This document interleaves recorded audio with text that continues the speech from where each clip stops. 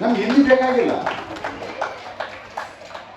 ಈ ಎರಡು ಭಾಷೆಗೆ ಒತ್ತನ್ನು ಕೊಡಬೇಕು ಅಂತ ಹೇಳ್ಬಿಟ್ಟು ಸರ್ಕಾರವನ್ನು ಕೇಳ್ಕೊಳ್ತಾ ಇದ್ದೀವಿ.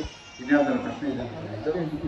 ಬಿಳಿ ಕಾಲಂಗ್ರೆ ಸಿನಿಮಾ ಆ ಟೈಮಲ್ಲಿ ರಿಲೀಸ್ಗೆ ರೆಡಿ ಆಗಿದ್ದ ಸಿನಿಮಾ ಯಾಕೆ ತಡೆ ಆಯಿತು ಅನ್ನೋದು? ಯಾಕೆ ಇದನ್ನು ಹೇಳಿದ್ನಲ್ಲ, ಆ ಒಂದು ಚಿತ್ರ ಹೊಸಬ ಚಿತ್ರರಂಗಕ್ಕೆ ಬಂದಿದ್ದಾನೆ.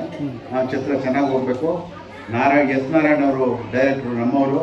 ಆ ಎಲ್ಲ ಇದನ್ನು ನಾನು ಆಲೋಚನೆ ಮಾಡಿ ನಾನು ಬೆಳ್ಳಿ ಕಾಲಂಗ್ರ ಬಿಡುಗಡೆ ಮಾಡೋದಕ್ಕೆ ತಡ ಮಾಡಿದೆ.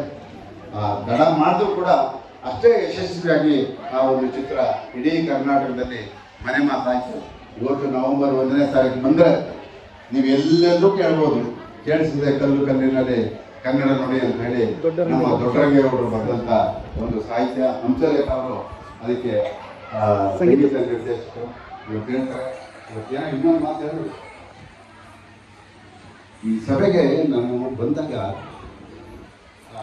ಅದು ದಯಮಾಡಿ ಇನ್ನು ಮುಂದೆ ಎಲ್ಲೂ ಮಾರ್ಕ್ಸ್ಬೇಡ ಅಂತ ಹೇಳ್ಬಿಟ್ಟು ಅವರಲ್ಲಿ ರಿಕ್ವೆಸ್ಟ್ ಮಾಡ್ತೀನಿ.